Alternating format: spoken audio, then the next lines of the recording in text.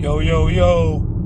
We live right here with Gutter Talk ENT, and I'm coming to y'all today with another prison story thing, man. Like, this really ain't a story, man. This like just advice, you know what I'm saying? Like, for a person that's either finna go to prison or a person that's finna come home from prison. This is advice for y'all.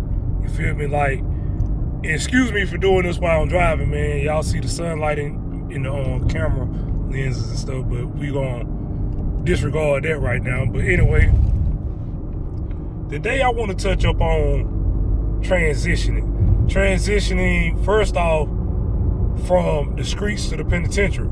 Like, when you going from the streets to the penitentiary, like, that's a major transition you got to take in your life, man. Like, you go from however you living out here to living like a dog. And when I say a dog, man, you know, like, man, they had your ass like in prison, man. You sleeping and shit around like in a bathroom, man. Like, that's basically what it is, a bathroom.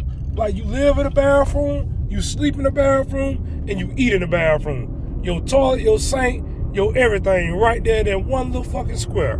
6x8 or whatever it is are supposed to be crammed up. Then you got all your belongings that belong to your personal belongings, like, you know, like shit, like pictures, letters, food, whatever little accessories you got, whatever, man, all that shit in that little bathroom though.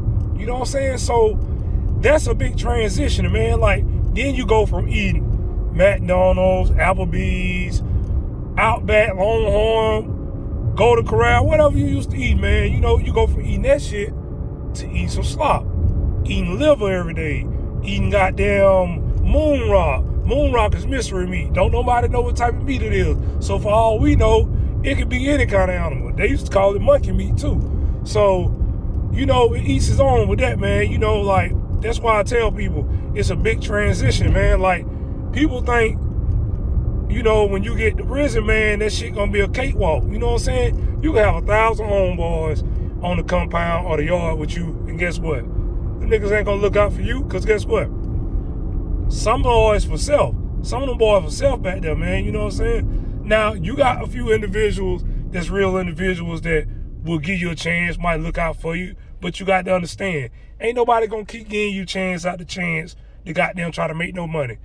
I'm the type of person, I gave you one chance, man. You fuck up, you ain't want nothing. You feel me? If I fuck with you real hard, I will actually give you another chance. But if you fucked up out of that, man, I'm cutting you off. You know what I'm saying? And what comes with that, when you cut somebody off that's trying to transition from the streets to the pen, they get in their feelings and emotions, man, and be on shit like, oh man, that nigga shout out.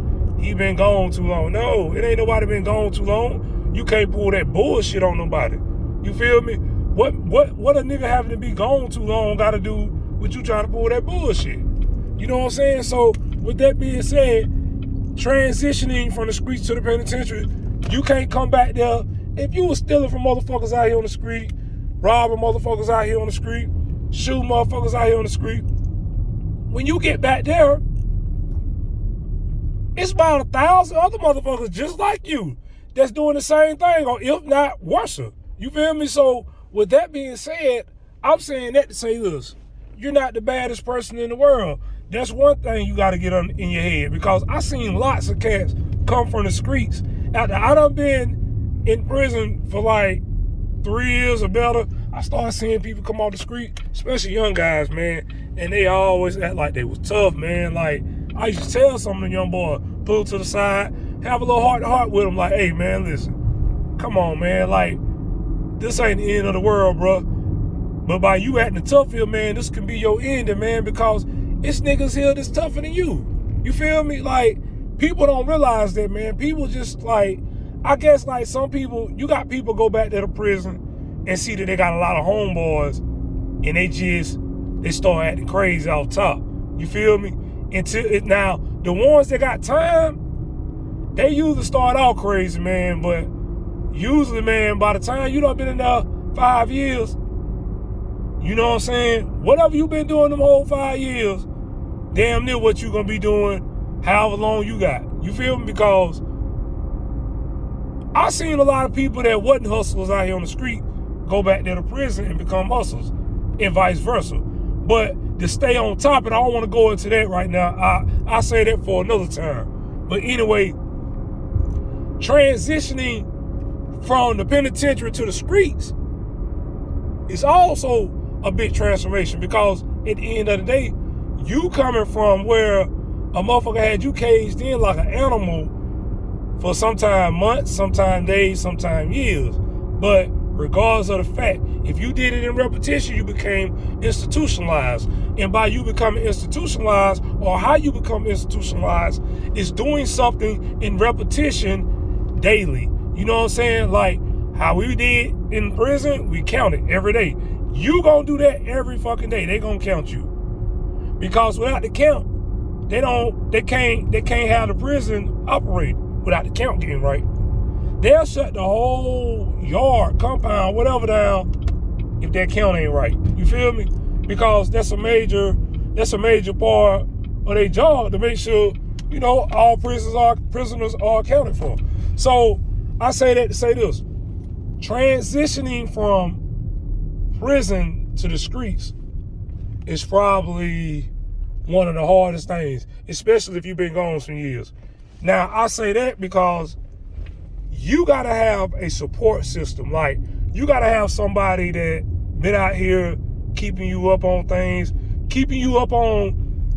like how they doing with like making you go out and do interviews, or how you sign up for jobs. Like when I was back there, I seen the transitioning from doing paper applications to doing everything on computer now. You know what I'm saying? So you got to be somewhat literate to be able to read or whatever, and write to be able to do an application. Because if you back there, first off, whether you in prison or not, or whether you about to come home or not, you got to get an education, man. You know what I'm saying? An education is the key. That's the key. I know people say, you know, education don't mean shit, full of bullshit history. Yeah, you're right. It is. And I agree. The history they teach us in school is a bunch of bullshit. But the math, the language, and all that shit, that's proper English. That's math. That's stuff we do every day. Like count numbers and stuff like that. You know what I'm saying? Add up shit, subtract shit. That's something we got to know. You feel me? So that's why it's a must that you have an education too on top of this. But at the end of the day, transitioning from prison back to society is harder because, like I say, you got to come back out here and see how the world navigates. Because a lot of people, when they come back home, they be stuck in the time frame that they left. You feel me? Like, you got people that come home this year, 2023. They might have been gone since 2008, 2010.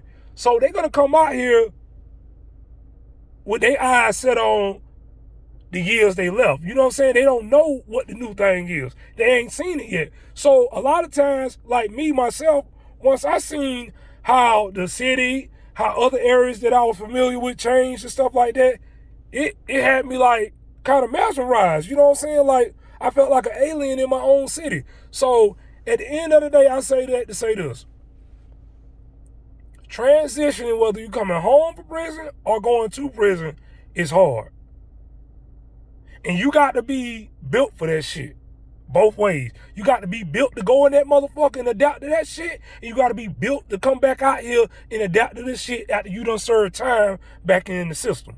You feel me? So, with that being said, I ain't going to go too much into more details.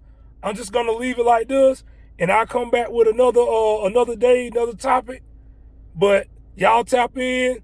I appreciate y'all, coming on my channel, man, watching every video I put on there, man. I work hard for it. And I appreciate it, man. Without y'all views, man, I can't do this shit, man. You know what I'm saying? I can't prosper with it. So I appreciate everybody that subscribed to this channel, man. And if you ain't, please subscribe to the channel. I got more stories coming for y'all in a later date, man. Peace.